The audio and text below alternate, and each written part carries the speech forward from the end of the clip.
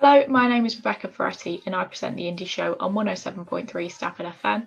And earlier on this week, I caught up with the lovely Dylan Cartlidge to talk all about what he's been up to and his brand new single Molasses. If you're not familiar with Dylan, then he's an alternative hip hop artist from the northeast of the UK. I will leave all his links in the description below, as well as the link to his brand new single. And without further ado, here it is, episode 1 of Off the Record with Dylan Cartlidge.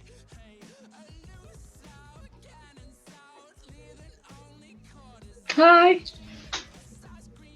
Hello. Hey Bex, how we doing? Hi, I'm good. Oh, I love the background. Hey, thank you very much. I thought I'd call you from the far reaches of the space. Oh, that's great. So how are you doing? I'm not too bad, thank you. Just obviously, just in lockdown, like everybody else, and hoping that everybody's getting through this as safe and well as possible. How about you? I'm good. It's quite well, it's just quiet really. There isn't much to do at the moment. That's it. Where are you calling us from? So I am calling you from Middlesbrough. I currently live in Middlesbrough, which is where I live with my fiance. So I'm currently kind of locked down. Oh yeah, that's nice. Are you originally from there? No, originally from Stoke-on-Trent. I'm originally from Middleport in Stoke, actually. Oh, Stoke. That's really close to here, actually. I thought I could detect the accent, but I was like, I'm not sure. No way. Are you from Stafford? Stafford FM, right? Yeah, that's right. And it's super good. It is super close. I still have lots of family in Stafford. And I always remember, I always remember just coming through Stafford, just seeing family and stuff, and it's a cool place. Yeah, it's good. So, how did you first sort of get started in music then? What's a bit of the background there? Like I said, I lived in Stoke. Up until about 16 years old. I had a little bit of a turbulent upbringing. I had a little bit of a rough childhood, and that kind of left me. I kind of through that began kind of like rapping about my experiences, and kind of tried to turn like a little bit of a negative situation into a positive one, and that's really how I began to get into music, was through rapping. And then I moved up here with my foster family. And then I ended up just taking that further and learning a few instruments, and I went to college and just really pursued it. I was in a couple of bands for a few years, and then I came and started up doing this solo project that I'm doing now. Oh, that's good. How long have you been doing this solo project then, since you split from the band? I'd say the solo project I've been doing for about 5 years. I want to say 5 years. Yeah. I've been doing the solo project longer than I was doing the band stuff now. So I guess I can just officially call myself a solo artist now. Yeah, definitely. So how long do you think it's taken you to sort of like get to where you are now then? I would say obviously from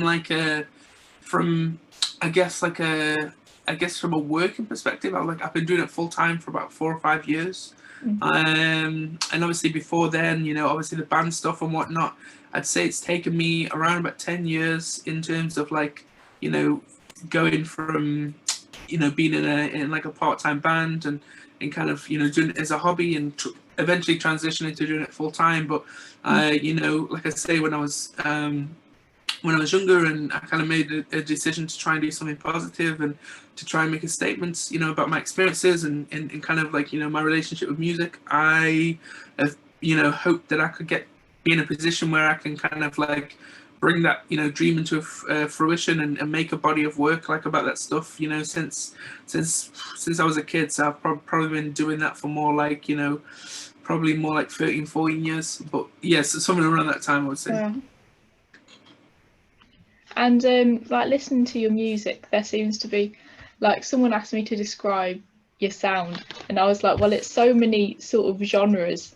I wasn't quite sure how to, put it under some term, because there seems to be influences. There's some funk, some hip hop stuff. There's rapping, and I'm like, how would you describe your music to someone that's not heard it before?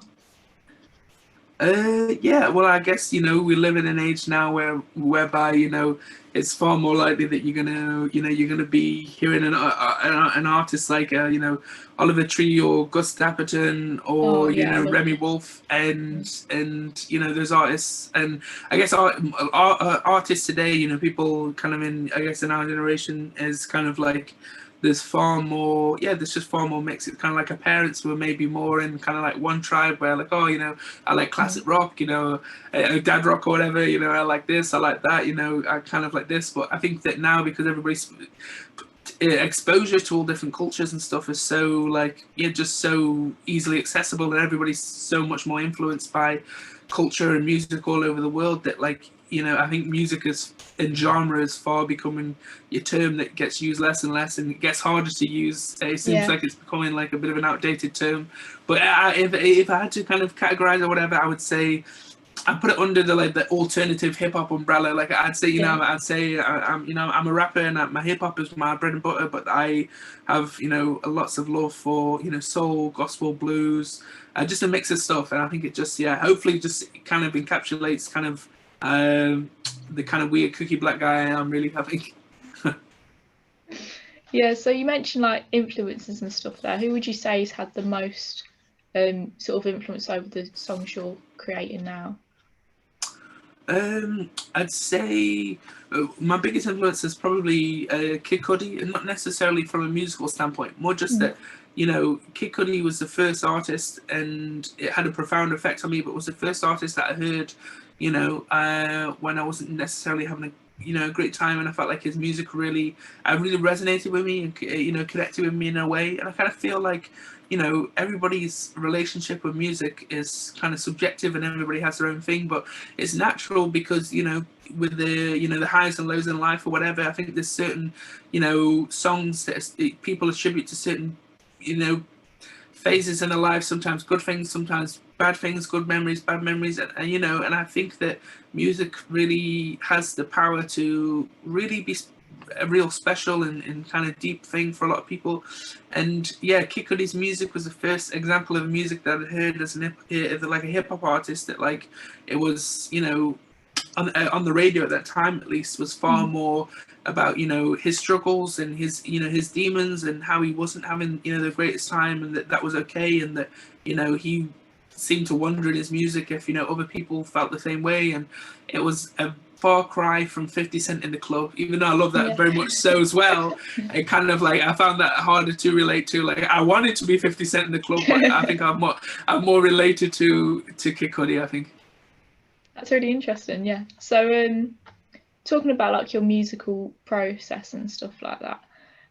So when you're writing a song or coming up with a new project, how does that normally happen? Do you start with like an idea, or does like the music just happen and then you work from that? It's a mix, really. It's usually like, I kind of hear it in my head and kind of work backwards from there. I have a little idea. There might be a bass line or a chord structure. Many a time that started, before I guess because this is the biggest part of a massive part of being an artist, I guess, for me at least, and like a really, what can separate like a lot of people who I guess really productive artists and less productive artists. And not that it's necessarily about productivity, but one of the hardest things to conquer is how to like process your ideas. Like it's like I find that I speak to a lot of people who are artists that get tons and tons of ideas, but like me, I was just massively kind of wasteful. I was almost like, oh well, my whole attitude was like, oh well, if an idea is good, I get all these ideas, but if one's good, it'll stick around and then I'll use it, but then I began to like record them or whatever. I nearly got fired from a call center job I was working at because they kind of remotely monitor your calls. And one day I've been calling to work. They were like, Dale, listen, we need to have a talk. This has come up. I was like, okay, what is it? Is that, well, you need to listen. And so, I was working at a bank on this call center, and somebody called through, and I was like, oh, hi, you're through to them, blah blah. And they were like, whatever. And then I was like, oh, sorry, I need to put you on hold a second. And I was like, oh, or whatever, just like making like random noises or like coming up with an idea. And they were like, this can't happen. pardon me, this can't happen. And so, yeah, that basically, not even a call center could stop me from making ideas. And so, for me, it very much starts with like random noises or just like little melodies I have. And then it's been, I guess the hardest thing about that then is just, I guess, finding a way which is different for everybody to, articulate that. Sometimes it's the bass, sometimes it's just the microphone, sometimes it's keys. But for me, it's usually bass or keys first. That's really interesting. Yeah, I wonder what the call center are thinking now about your music and stuff. do you think that we heard from them? No, thank God I haven't yet. I mean, touch wood. Who knows? Maybe if things don't go so well, I'll probably hear from them again. And but touch wood, I haven't heard from them yet, and I think that's only a good thing. Yeah. So with the new song Molasses, can you tell us a bit about the story behind that, how you came up with that one? Yeah, so with Molasses, so it's kind of like I wrote that song, so how I was talking earlier about obviously for me it was all about trying to make an artistic statement and coming from kind of the background I come from and trying to kind of turn that into something positive. For the longest time, it was kind of like just, I guess, a bit of a pipe dream. Like I said, I worked in a call center, I worked in a bar, like lots of other, musicians who could start out busking or whatever. It was just, it was very much a pipe dream, and I never was sure if it was ever actually going to become a reality. And then when it did become a reality, it was like crazy, and all this crazy stuff happened. I went to America for the first time. I got to play Glastonbury. I got to play Reading and Leeds, and it was really about the feeling of. And I ended up in a situation where basically this idyllic idea of this body of work that I wanted to make, it didn't quite come out in the way that I wanted to, because it ended up coming out in several EPs and stuff, and so.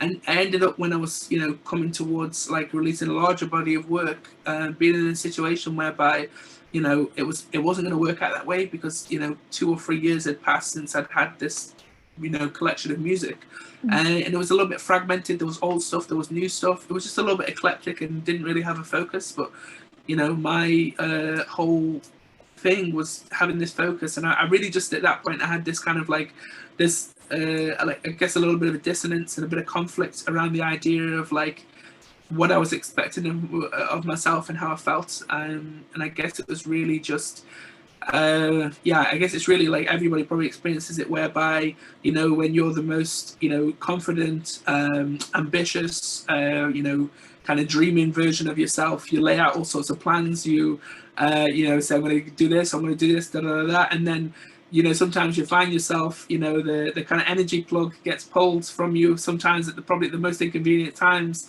And it's about that initial feeling of like trying to, I guess when you, when you're trying to find the person that made all those promises or, made all those plans, and you don't quite feel yourself. And it's kind of like that initial feeling of I guess, just, in trying to get back to feeling yourself, but acknowledging that you're going to have to take it easy, or that things haven't quite gone the way you wanted them to go when you initially planned them.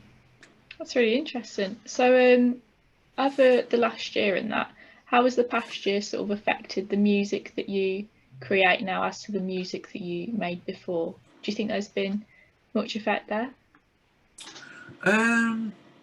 I'd say in terms of the process, it is different, but but I think most musicians would agree. It kind of like, I wish that it did make much of an impact, but we're pretty much like been lockdown pros before lockdown was a thing, because we usually just if you see any mixing engineer, shout out to all mixing engineers and producers, right? But if you meet any mixing engineer, any producer, it's like some, I don't know, like, turtle wizard that's assigned to a weird little hut or a hole somewhere, or usually in a basement, sat for 8-12 hours a day just listening to the same song on repeat. So, and that's coming from, myself as being a producer as well. And I think it's just like, I'll be the first person to admit that with the sort of underbelly of working alone and being weird and da da da. So I think that in that sense, it wasn't the biggest change in the world, and it wasn't like a crazy shock. But at the same time, the one thing that had the most profound effect, I think, was for me, a big part of collaborating with people and creating songs is the sort of the magic in the room, is like, being in a Yeah. room, having a connection with somebody. And I guess it's the same for everybody in all, facets of work or whatever. There's something, special about working with people, and I guess getting to know people. And there's something for me, I feel like when you make a song with somebody, or you collaborate with a producer or a mixing engineer, it's kind of like a little snapshot into the song itself, ends up being a little snapshot into like where the people that are involved making that song are in their lives at that point in time.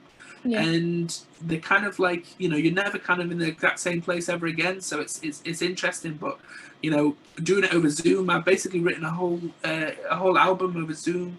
And it was difficult because a lot of that, the in-room magic or whatever has been taken away, and it feels so impersonal. It feels like, at least to me personally, someone who really appreciates that, and it felt really impersonal, a little bit cold. And I guess to be honest, it kind of like it kind of makes it feel like, a lot of that magic in the room stuff is just waffly jargon, because like when you actually do get on a Zoom, you find that instead of making a song over 2 days or 8 hours, you end up doing it in 4 hours, because all the BS is just totally cut straight out, and you're not going for a tea, you're not talking about Coronation Street, you're not doing whatever. You're just making a song, and or if not, you're just going to be awkwardly sat on Zoom, like looking at each other. So you can't really just twiddle your thumbs. I think they found a way to like speed run making songs. So that was the main difference, I would say, for me. So you mentioned an album there. Do we have a debut album, do you think, coming anytime soon? There will be a body of work from me coming in the near future. I can't say exactly when, but definitely in the near future. I would say probably this year you will hear a new project from me that's been longer than the projects I've done in the past, and is really my life's work in a way. Yeah, I'd say. Oh, cool. So is that everything you've got planned for this year, or is there anything else that you're going to be doing this year? I think it's very much at the moment. It's just putting songs out. I think it massively depends on what's happening right now. I would love to say I've got X, Y, and Z planned, but every time I said that last year, it ended up just being like Corona. The Corona, the great equalizer of plans, came along. So I'm not gonna be devil's advocate or jinx myself, and I'm just gonna say I hope that the things that I do have planned. I'd love to be able to go out on tour. I'd love to be able to go and play some shows in America, etc. But we'll see what the world's like in a few months. I hope so too. I hope so. It's been so long since I've been to a gig. I've had like so much withdrawal symptoms. It's just like being in that atmosphere. It's just there's nothing, you can't really compare it to anything else, can you? No, this is true. And did you have any plans or anything that have been totally eradicated by this whole thing? Anything to do with, like, were you studying or working, or how has things changed for you? I wanted to start putting on like a night, like getting artists and bands down, because there's not much of a scene in Stafford. We've only got like one music venue, so I wanted to try and create a bit more of a scene and sort of help like smaller bands and stuff and put a night on, but it doesn't look like that'll happen for a while. I mean, we'll see, but when things open back up, that's definitely something to look forward to. Yeah, I'm sure there'll be lots of bands raring to go after this whole thing. What's like the first gig that you want to see when you can go out and see gigs again? Oh damn, I think I'd just be happy to see anything. I think just somebody on stage plugged in with people would be a dream. Because at this point in time, it feels like I'm constantly flirting with the idea that, is it like, are we going to get back to normal, or is this just like every dystopian movie ever made, every sci-fi disaster movie, or kind of like Minority Report or The Matrix, or any sci-fi dystopian movie you can think of? Is this the start of that? It's like kind of, I feel like for years it's kind of been like, oh, there's been all these cool movies and people are like, oh my god, that could happen, yeah, blah blah. And then I think that like every meme in 2019 and 2020, it's just been like, the climate's been crazy, the world's been to a halt, the viruses come out, it's just like literally like crazy. I feel like the next gig will be like, I don't know, like Will Smith and I Am Legend, like that's the gig, in front of mannequins, like that's the vibe, I think, to be honest. What do you think of like the virtual gigs and stuff? Is that something you would consider doing? Yeah, definitely. It's a couple of things that I've tried. I think for me, it's just, I guess, necessarily about kind of figuring a setup, because I have really bad asthma, so I have to really keep out the way of this thing. And so there was the option to kind of maybe get together in a venue of some sort, with my bandmates and play together. But I know that my bandmates, just like I am, are super corona spreading, microbe hoarding vessels to stay away from. And so yeah, it would just be a way of like figuring out to do it here at home, probably on my own with a bass or keys or a backing track or something. But I imagine that as more music comes out, I will fashion some way to be able to perform on Zoom and and just have a good time. Me, I've been doing like little IG live things where I've just been doing silly little question and answers and doing stupid little freestyles and stuff. So I'm still figuring it out, but I'm sure that as the music comes out and as things start to move and progress, I'll no doubt I'll be doing some sort of virtual gig or tour, depending on what the situation is like, outdoors. That'll be good. So have you picked up any sort of like skills or anything in the past year then? Like any sort of corona hobbies? I think apart from the obvious art of how not to kill your family, I think as everybody has picked up in that time, me and my fiance, we've been cooking lots. We hadn't cooked before. I used to consider like turning the oven on or putting the kettle on, like strenuous gourmet cooking, which was a real bad thing. And then basically since then I'm a massive ramen lover. We've learned how to make ramen. It's actually ramen night tonight, so I'm buzzing about that. And yeah, we've been cooking a load. I guess we've watched a load of movies and TV shows we never would have watched. And yeah, I guess the hobbies, apart from, like I say, learning how to not kill your family and how to put the world to rights and moan about everything to do with politics, nothing too crazy. How about yourself? Oh, I was one of these ones that at the start was like, I'm going to learn 8 new languages. I'm going to be able to do like backflips and stuff. And then really, I think I learned to make I learned to make a red velvet cake, and that's all I've done. Hey. Yeah. The great thing is the ambition is there, right? Yeah. Because a lot of people would have been like, I'm going to learn how to make a red velvet cake, and ended up learning how to make nothing.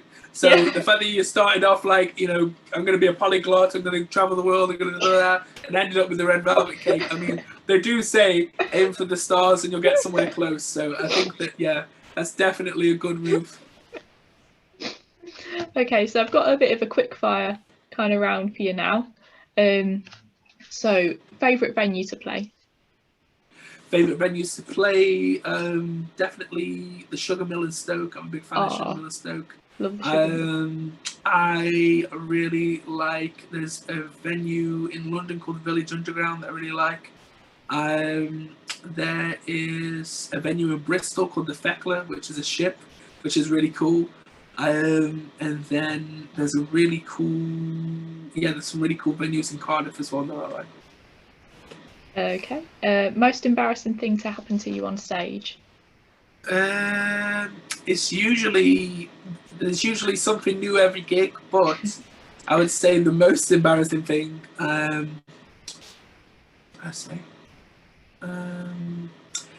think for me it's like there was a time where kind of like I don't know, like just my string snapping and stuff. Like I usually just like my string snapping, or I've had my glasses on the one way around, or something crazy. But yeah, I think definitely definitely being like, oh yeah, you're gonna be in for the best show of your life, blah blah blah, and then just like ping, or straight stops, like, hold on a second, we need to stop, we need to start again. I just wiped my memory of everything I just said.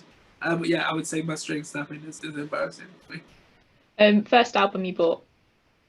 Ooh, first album I bought. What was the first album I bought? I want to say it's Kid Cudi. Like my inner, like, narrative pureness is like, yeah, Kid Cudi was the first one. But I think I would be lying to myself. I think, oh my god, I think the first album I might have ever bought might have been like Eminem Curtain Call or something like that, or some early Eminem album where you just watch MTV and see him with like a dog on his hand, or like making parodies and stuff like that would have been the first one, I think. If not that, then Chitty Bang, one of the Chitty Bang albums, yeah, definitely. Last album you bought?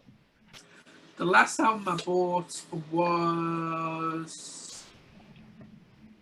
I think the last time I bought, I've listened to lots of albums since then, but the last time I bought was when I went through my hipster phase.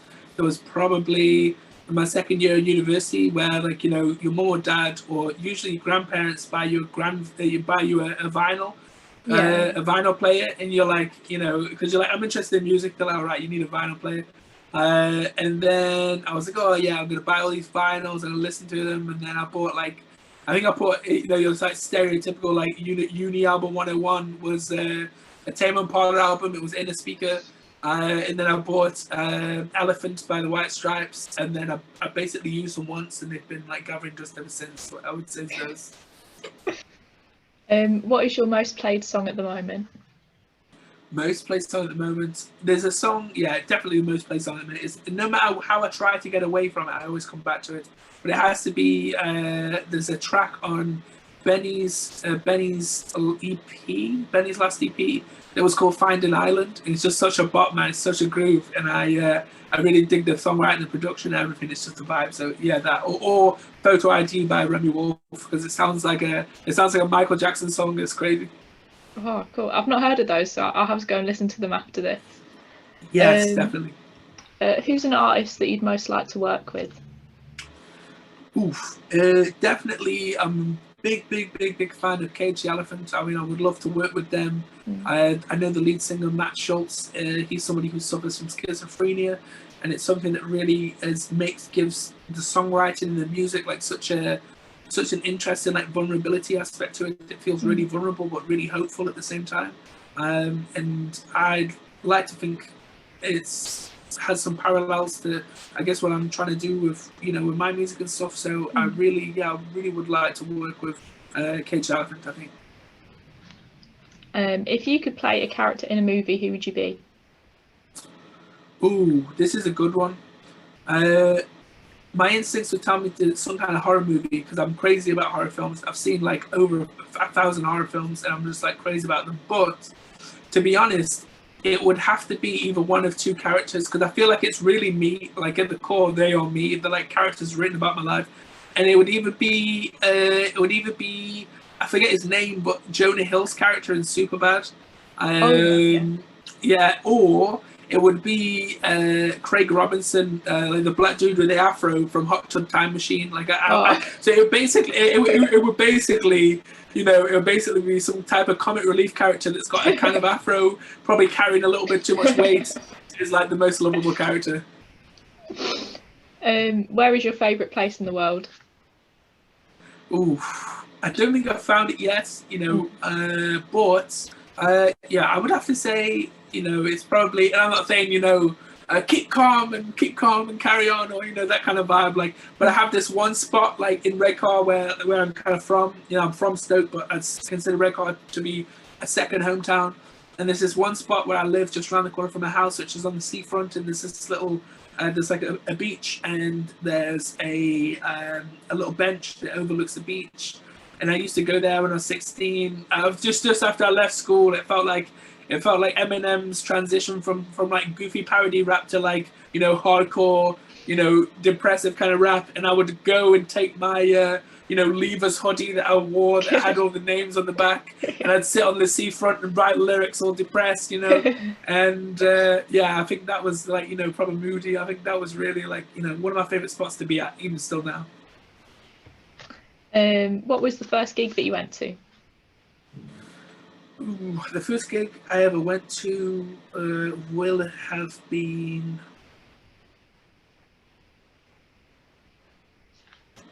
I have no idea. What was the first gig I ever went to? It's weird because I never. Oh no! Oh my god!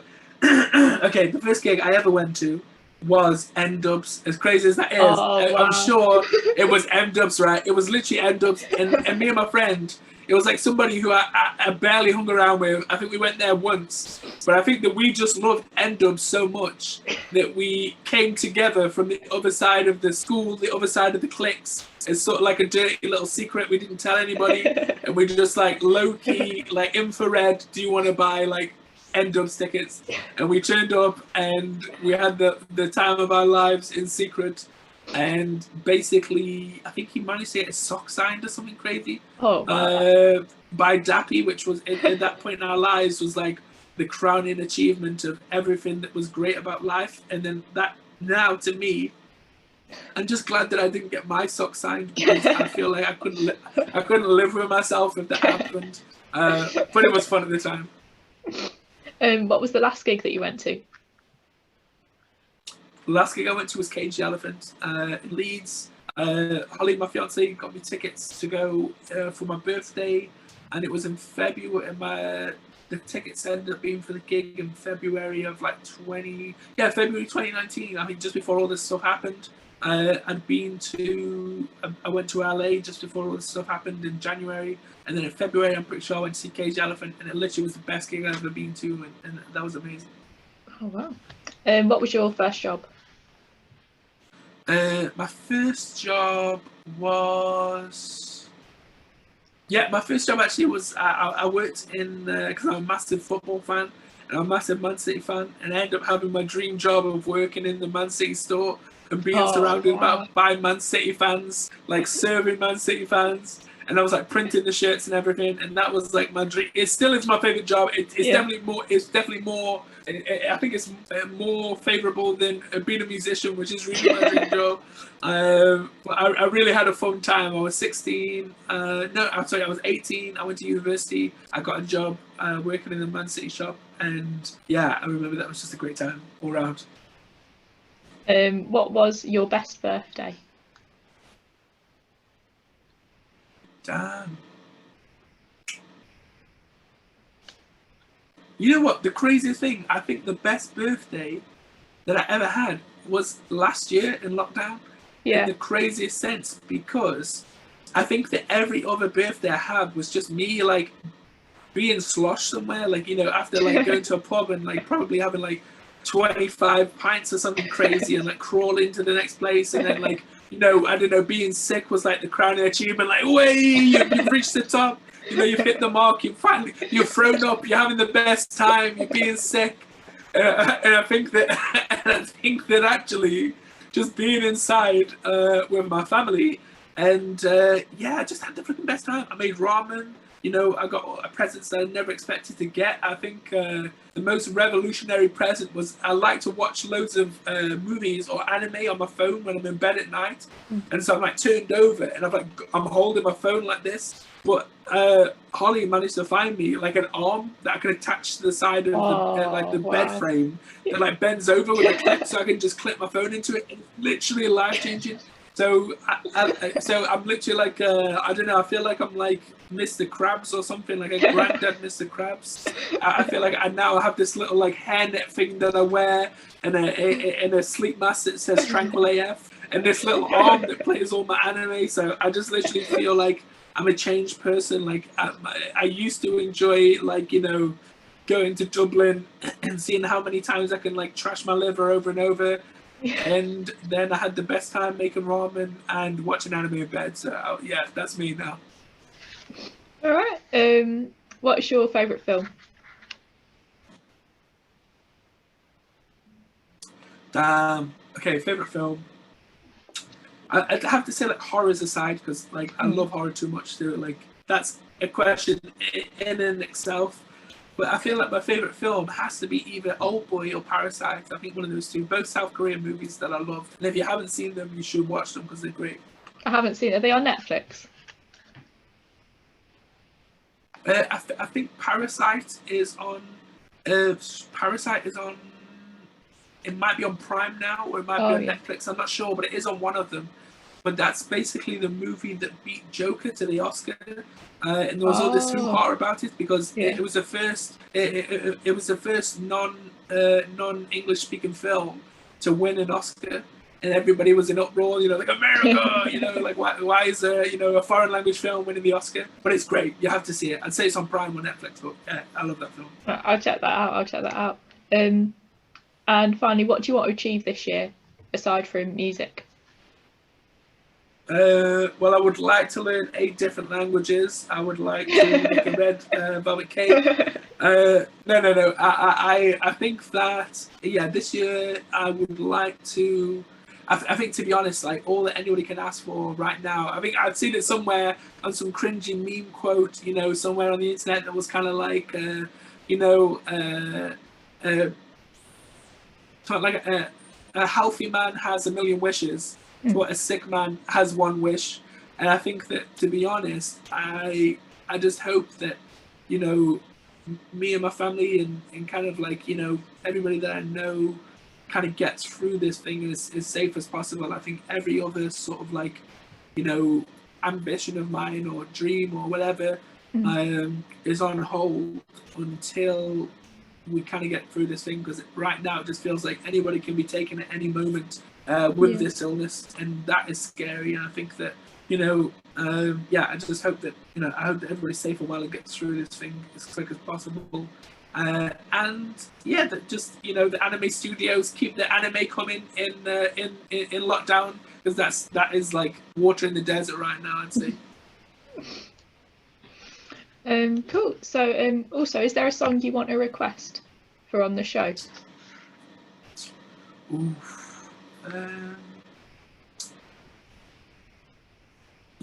A song I'd like to it definitely has to be, given everything I've said, given all the philosophical rambling or talk about meaning and blah blah, it's got to be 50 Cent in the club. Like, everybody loves 50 Cent in the club. Like, it can't be wrong. I think that has to be like, everybody's got to put their raise their glasses up, pinkies up, lockdown, go, that kind of vibe's got to happen. Yeah. So 50 Cent in the club is my request.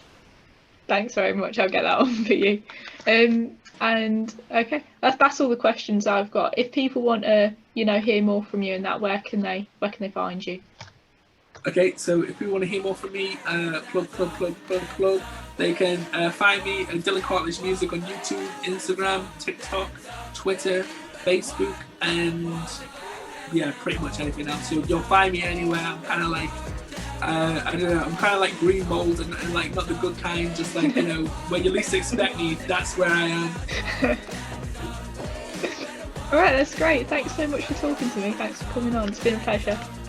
No problem. Absolute pleasure as well. Thank you, Bex. Enjoy the rest of your lockdown. And thank you very much for your time. You too. Alright, thanks. Take care now. See you later. Bye. See ya.